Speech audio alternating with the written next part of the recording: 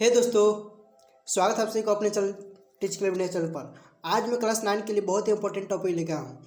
Topic यह है कि ये जो हिंदी का है, क्लास 9 का हिंदी क्षितिज भाग 1 जो है, ये पाठ का नाम है 5। पाठ 5 है। पाठ का नाम है देवी मैना जो है उसको भस्म कर दिया गया। नाना साहब की पुत्री देवी मैना को भस्म कर दिया गया है। ओके, इसका मैं आंसर के लिए आया हूँ, आंसर प्रश्न उत्तरी लेके आया हूँ, क्योंकि एग्ज़ाम जो होगा 16 से 30 जून के बीच होना है, अगला महीना जो होगा उसमें। तो मैं इसका प्रिपरेशन करा रहा हूँ, तो आप इस वीडियो को देखकर अच्छी तरह से अपना प्रिपरेशन कर सकते हैं क्लास 9 का। ओके, देखिए मैं प्रश्न उत्तरी लाया हूँ। देखिए पहला प्रश्न जो है यहाँ पर कि बालिका मैना ने सेनापति हेक को कौन कौन से तर्क देकर महल की रक्षा के लिए प्रेरित किया, मोटिवेशन किया। ओके, मोटिवेट किया। देखिए यहाँ पर दिया गया है आंसर क्या कि बालिका मैना ने अपने महल को, अपने पिता के महल को रक्षा करने के लिए निम्नलिखित तर्क दिए। पहला जो तर्क दी वो यह है कि मैना ने तर्क दिया कि महल को गिराने से सेनापति की किसी उद्देश्य की पूर्ति ना हो सकेगी। सही कही। और दूसरा का जो बोली, मैना ने अंग्रेजों के विरुद्ध शस्त्र उठाने वाले को दोषी बताया और कहा कि इस जड़ मकान पदार्थ ने कोई अपराध नहीं किया। अगला जो पॉइंट है, अंत में मैना ने सेनापति हो को अपना परिचय देकर बताया कि उन्हें उनकी पुत्री मैरी की सहेली की रक्षा करनी ही चाहिए। देखिए इससे पहले मैं एक बात करना चाहता हूँ कि ये पहला प्रश्न हो, ओके, लेकिन जो अगर आप इस पार्ट को नहीं पढ़े हैं तो कोई बात नहीं, क्योंकि मैं इसका जल्द ही एक मैं एनिमेशन फॉर्म में इसका वीडियो लेकर आऊँगा पूरे चैप्टर का। क्लास 9 का जो है ये देवी मैना को भस्म कर दिया गया, नाना साहब देवी मैना को भस्म कर दिया जो है चैप्टर, इसका मैं एनिमेशन फॉर्म में वीडियो लाऊंगा, जैसे कि स्टोरी टेलिंग होता है उसी प्रकार से लाऊंगा, और आप देख सकते हैं कि किसी भी तरह से आपको उसको पढ़ना नहीं पड़ेगा, सिर्फ सुन के आपको याद हो जाएगा। ओके, तो अगला प्रश्न क्वेश्चन नंबर 2 कि मैना जड़ पदार्थ मकान को बचाना चाहती थी पर अंग्रेज उसे नष्ट करना चाहते थे, इसका कारण क्या है।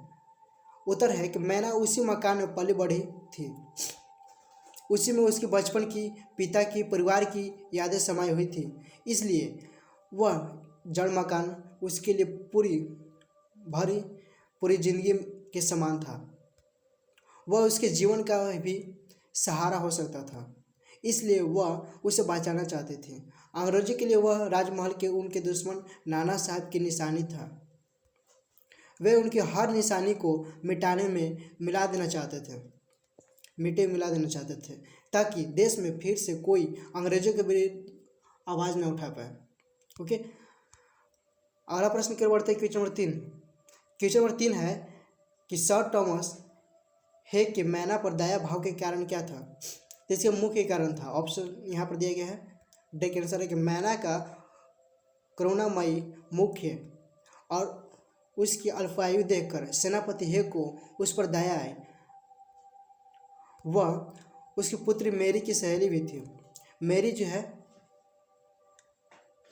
सर थॉमस हेक की पुत्री थी जो कि मर गई। ओके, तो अगला प्रश्न क्वेश्चन नंबर 4 कि मैना की अंतिम इच्छा थी कि वह उस प्रसाद के ढेर पर बैठकर जी भर कर रोल ले, लेकिन पाषाण काल हृदय वाले जनरल ने किस भय से उसकी इच्छा पूर्ण होने दी।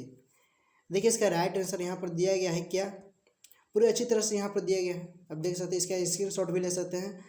मैना महल के ढेर पर बैठकर जी भर कर लेना चाहती थी, पर पाषाण हृदय जनरल ऑटरम ने उसकी यह इच्छा पूरी नहीं होने दी, क्योंकि जनरल ऑटरम के मन में भय रहा होगा अगर उसने नाना साहब की बेटी के प्रति जरा भी सहानुभूति दिखाई तो ब्रिटिश सरकार का गुस्सा उस पर फूट पड़ेगा, उसे इसके लिए भी दंड मिल सकता है। क्रोध से पागल सामान्य अंग्रेजी नागरिक भी उस पर नाराजगी प्रकट करेंगे, इस कारण उसने मैना की यह छोटी सी इच्छा भी पूरी नहीं होने दी। एक बात और कि जितने भी इसमें अंग्रेज शासक बोला जा रहा है वो अंग्रेज शासक कोई और थे, लेकिन जो सैनिक जो थे वो भारतीय ही थे, लेकिन फिर भी उनका गुलाम थे जो उनका मालिक था।